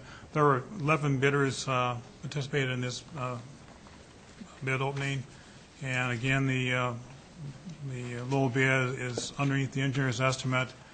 And again, we have borrowed for this project. That was done this year, 2011. In July, we took those funds. And this project is needed to complete a water main loop to serve Sargento and Northwest Industrial Park. Thank you. Chair will entertain a motion to approve the awarding to DeGroot the contract bid in the amount of $1 million, little short change there, $1,016,162.59. So move, Alder Lottie. Second, Alder Anderson. We have a first and a second. Any discussion? Alderman Sedlacek. I know that this will get paid back by the TIF district, and this work's going to be done this year, That's correct. and then the utilities will pay for it under the contingency that the TIF district will pay it back over the life of the TIF district. Yes. There's a borrowing resolution on top of that. Just to clarify, we borrowed this money as part of the Oh, that's debt right. for the utility building, so that's Right. the source of funding for the project. The idea is that TIF increment would be generated from the Sargento project to pay the debt service. Thank you. Any other questions? Clerk, call the roll. Fowler, Yes. Lottie, Yes. Hanson, Yes. Riley, Yes. Sedlacek, Yes. Anderson. Yes. Fernsler. Yes. Motion carried. Thank you. Item 9, discussion and possible action regarding request from Plymouth Arts Center for a contribution from the Plymouth Utilities for an overhead electrical line relocation. I'll ask Director Jurgis to give us a brief summary on that, and then the Chair will entertain a motion. In your packet, hopefully you've had the chance to review the brief memo, which outlines that expense. It's roughly $12,600. The request is for the utilities to pick up the entire amount of that project. For the council's information, that typically that is a private property responsibility.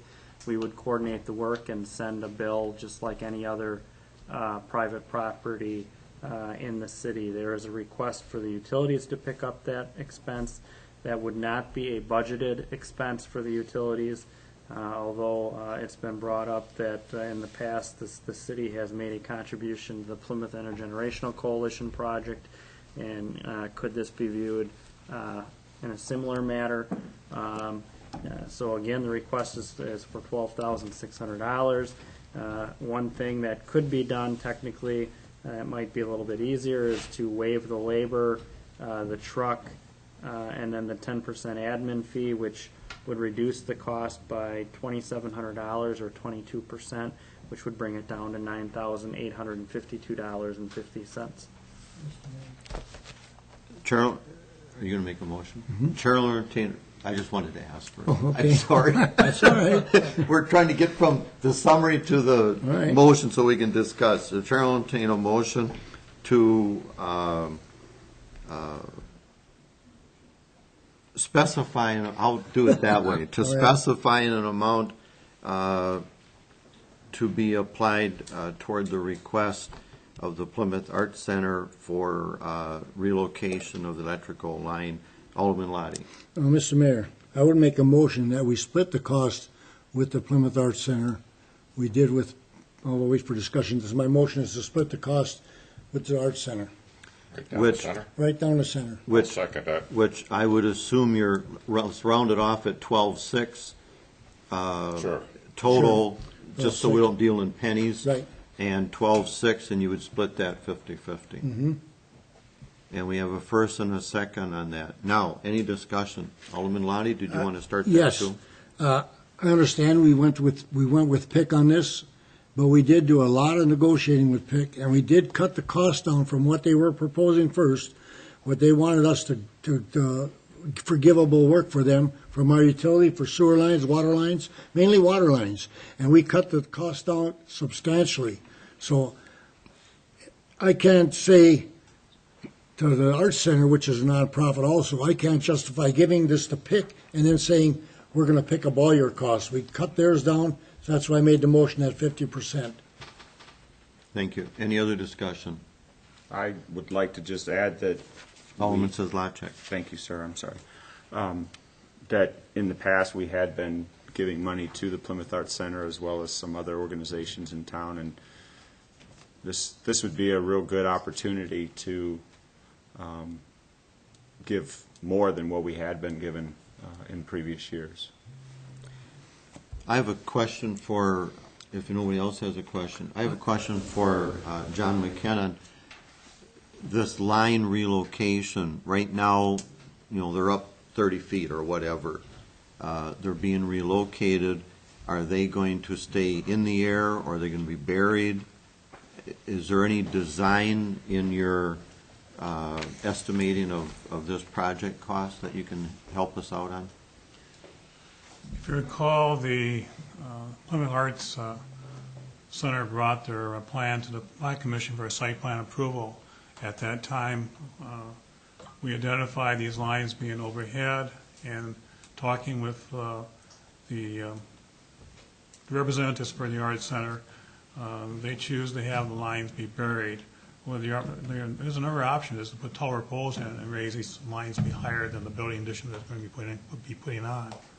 It's probably not real practical. The better option is to bury them, but there is some distinct costs, higher costs for burying lines, especially the corridor which we have to take, which is around their property versus going directly over their property with overhead lines.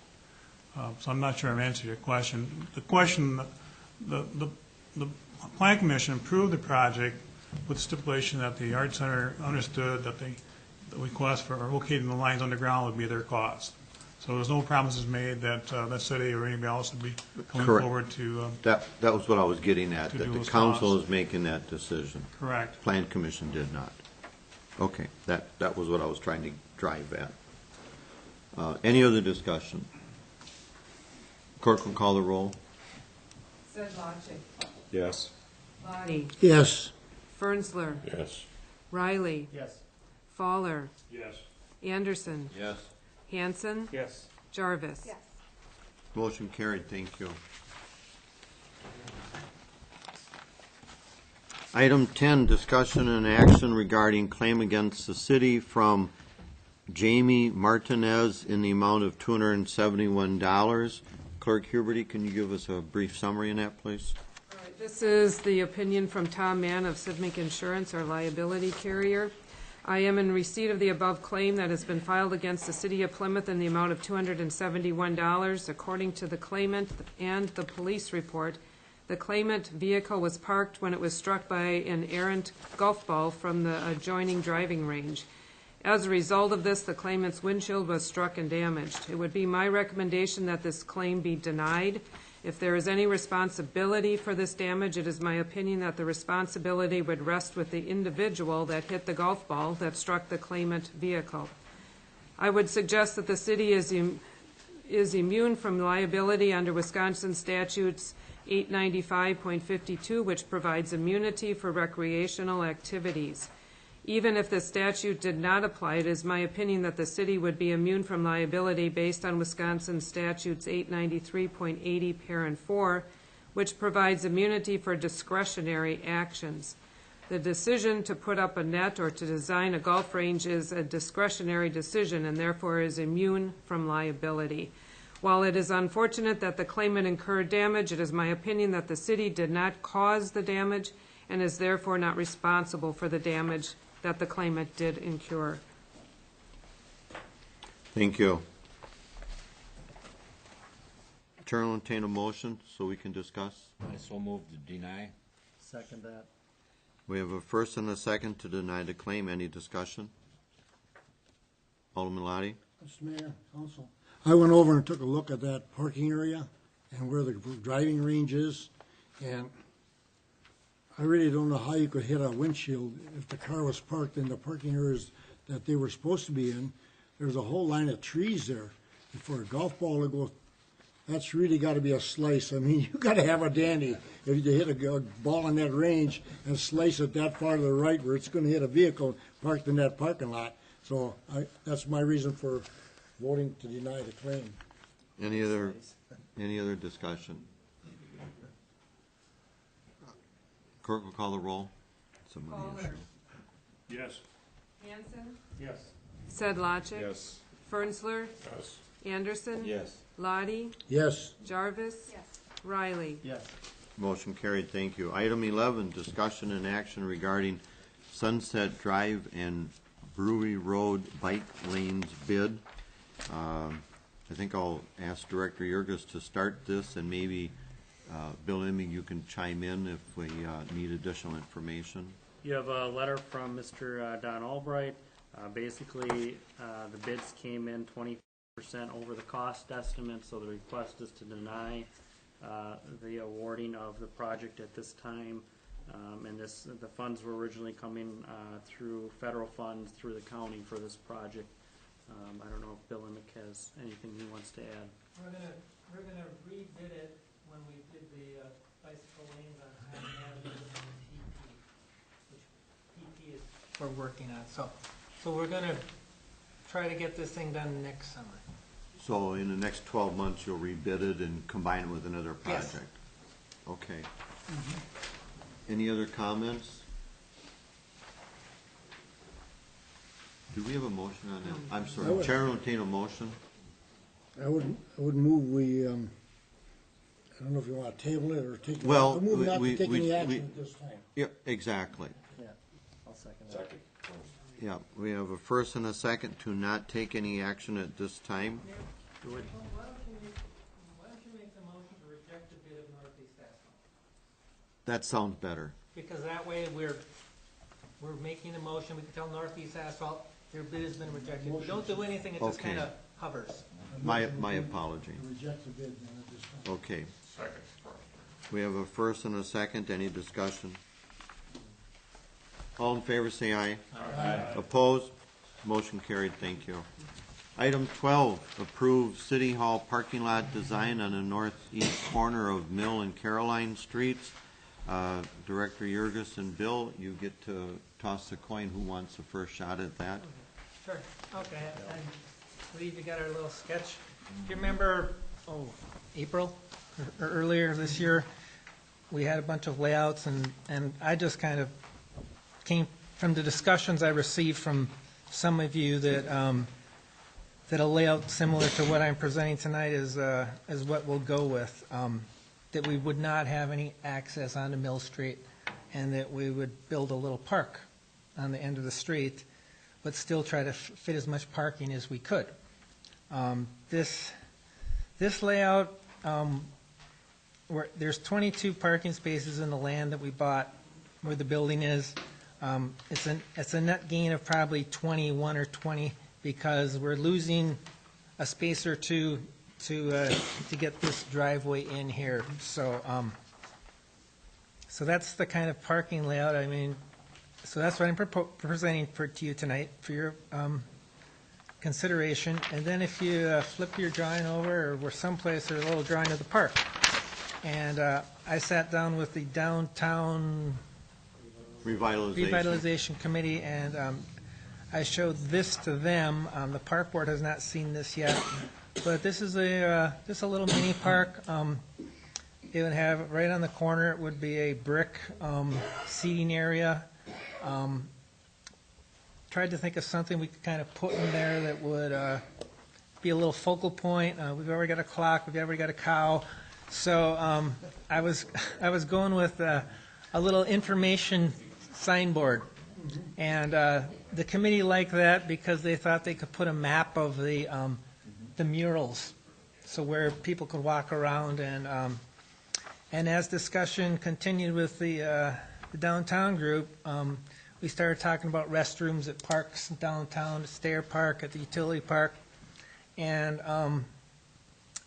there is room where I've got this tree that we could put a public restroom someday. Sewer and water is already in the building, so what I'm planning on doing is extending the sewer and water to where the tree is, so that if we ever did, that's shown on the other one. It's kind of going up the boulevard here. Just some landscaping along the edge. I'm talking about having sewer and water kind of extended over to here from the building before we fill it back in. And that way, if we ever did want to connect into it, we aren't going to be ripping up the parking lot. So any questions? Alderman Ferguson. I have. There's a bunch of kids that hang out on that corner and across the street.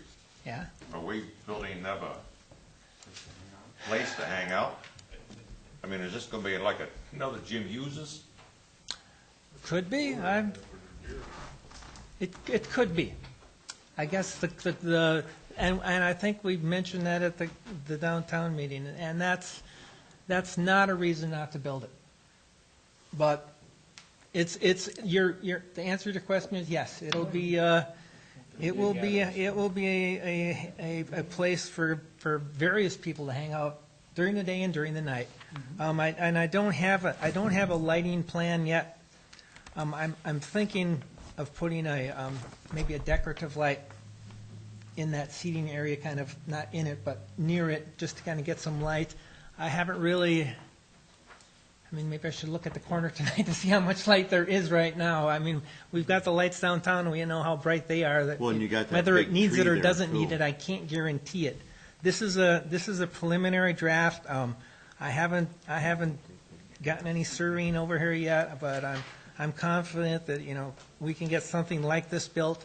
The money for this project is coming from some of the excess funds that we had left over from the police and fire edition, and the tricky part is that we have to have this done by October 1st.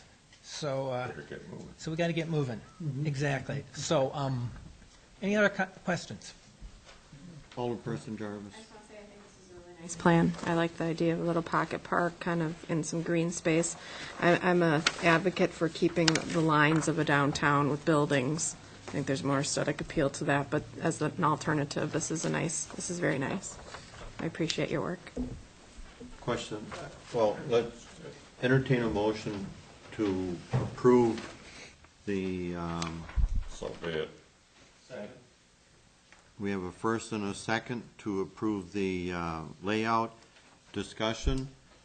I would ask Bill, what kind of time limit parking are we having in That has in this? not been You haven't discussed that? That's- Okay. Those I things didn't mean can to be, preempt your and we thinking. can tweak this if there Yeah. were some things, but we Okay. do need to get this thing Right. basically rolling. Okay, Yes. Alderman Sedlacek. It's just, we're just approving the plan. Now he's going to have to go forward and bid it out, or are Yes. we doing this all? No, we're going to bid it out. We're going to bid out the parking lot. I think my guys can install the benches, install the brick, and Plant some trees. put the trees in and the landscaping and the bushes. But the curb and gutter and there's a little storm sewer work that's going to happen, and the paving. We'll stripe it, but And that will all fit within the monies left? yeah, there's quite a bit of money left. We won't spend anywhere near what's there's. I believe 300,000. 350, and I knew you were going to ask me. I'm guessing 125. I didn't ask you. 150,000. I just asked if I it know, would fit but within the I monies wanted to left. give you a number. It's going to be around 125,000. That's the top of the head looking at it. Because I was looking at benches today, and they're not cheap. Any other questions? Any other questions? Pete? Speak up. Do you want this on the plan commission agenda? No, the council's approving it. We talked about that. Yeah, sorry. They're higher up. You can go ahead and put it under if you want. The planning commission already talked about purchasing the property and turning it into. Yeah. So it was approved by the. It was approved by the Okay. planning Oh, commission as a I don't. project. If Brian wants to put it on, he can. He needs it done by October. And any other discussion? All in favor, say aye. Aye. Opposed? Motion carried. Thank you. Good job, Bill. I like that whole cotton picking thing. Item 13, discussion and action regarding decreasing the participant age requirement at the Plymouth Adult Community Center from 60 to 55, recommended by the Committee on Aging, July 12th. Chair will entertain a motion to approve. So moved, Anderson. Second, Riley. We have a first and a second. Any discussion? Alderman Hanson. There's some discussion on this that who could use the center, and at age 50, a person could be considered using it. So it's brought down 5 years now, and possibly in the future put it down to 50, so that, I mean, this, I don't know if anybody checks the doors and see who comes in, uses it or not, but at the present time, to be able to use it. Charlie, you're 39. So that's not why I'm voting in favor of it, but. You might have to abstain. Aren't you a member of ARP? No. Ouch. Oh, brutal You can be at crowd. 50 though, so that was my. Alderman Slabcheck. But considering that it is part of the intergenerational center, and there was some type of program that you would like, I would venture to guess that if you went to the senior center and designed some sort of intergenerational program that does the same thing, I bet that might get you in there. I'm not understanding your question. No. Tough crowd in here tonight. Any other discussion? All in favor say aye. Aye. Opposed? Motion carried. Thank you. Item 14, approve application for street use permit from Susan Clark for Schwartz Street from Factory Street to Lack Street on Saturday, April 27th, from August 27th, from 3 p.m. to 7 o'clock p.m., previously approved by Chief Tauschek and Bill Immig. Chair will entertain a motion to approve. So moved, Alderman Riley. Second, Alderman Slabcheck. We have a first and a second. Any discussion? All in favor say aye. Aye. Opposed? Motion carried. Thank you.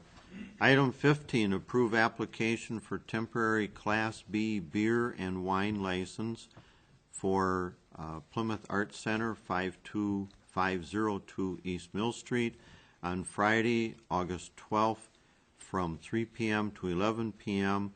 for the 8th Annual Cheese Capital Jazz Crawl for the Arts.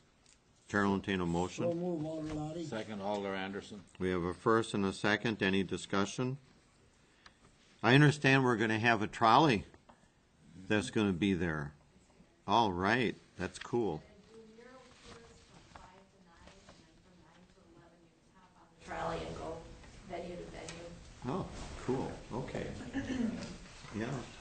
And you get to ride the trolley free if you have a wristband. That's right, So absolutely. get your wristband.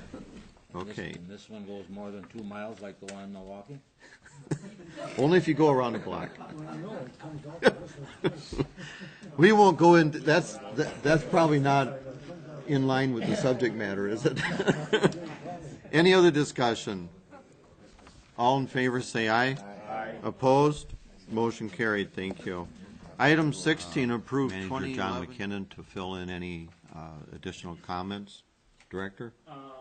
Just a fact that in previous years, the rate case filing was just kind of a notice to the council that I'm applying for a rate case increase, and there was no formal action, at least in recent years, by the Common Council. So in the future, we're going to be bringing these to the Common Council for approval before they get filed of the electric, water, and sewer rate cases.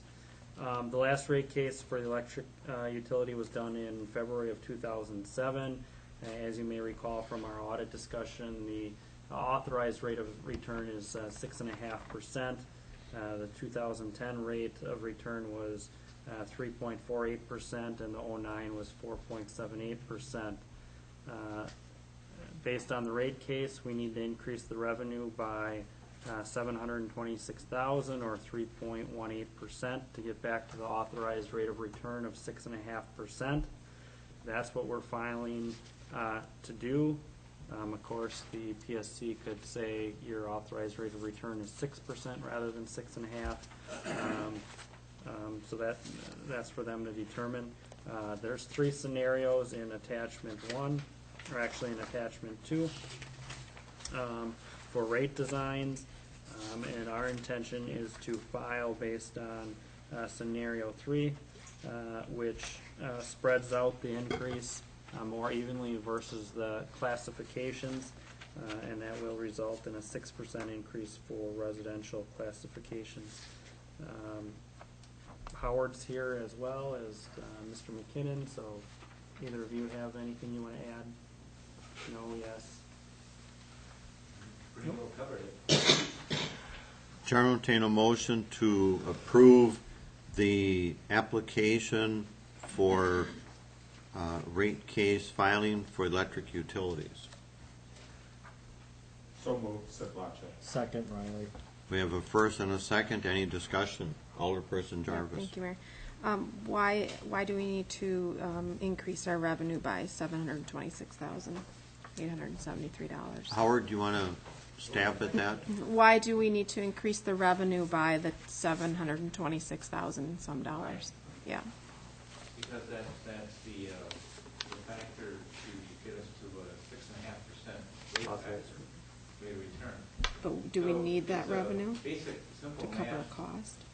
against revenue. In order What, to, was that part of the recommendation of the audit by chance? It was. Yeah. They recommended that we get our rate back up to a reasonable number. to our normal 6.5%. So it's not to cover an expense. It's just to get up to the PSC designated rate. And this is based on 2010 and prior information? 2010 and then 2011 estimate for proposal. Or, okay, projection. So projection, that's correct. Okay.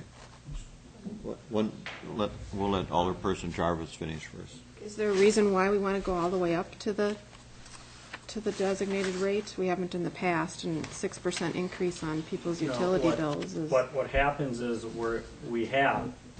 our rate case is 6.5%. We start out at 6.5%, and the last rate case was done in 2007. What happens is over a period of time, 2008, 2009, 2010, 2011, the rates haven't increased, and so our authorized rate of return goes from 6.5% down to 3.5% or 3.4%, and it will continue to decline until it'll be a 0% rate of return, or worse technically. And then what happens when you go in for a utility increase, then it's going to be a 30% increase to get back where you I understand need that, it. but I'm just wondering, it doesn't have to be.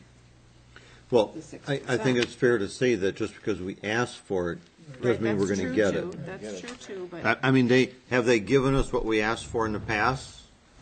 They've adjusted it down a little, per se? 7.25%, I believe, and they dropped it down to 6.5%. So it's just a decision.